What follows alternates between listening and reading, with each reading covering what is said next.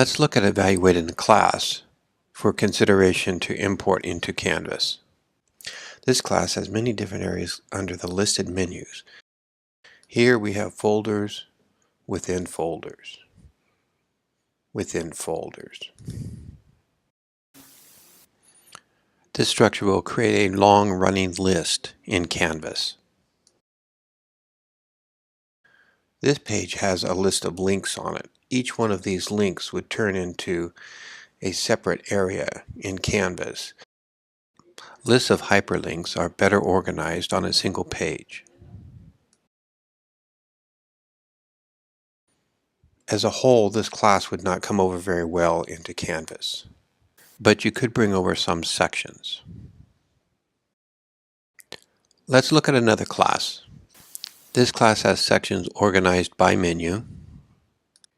It's fairly one level,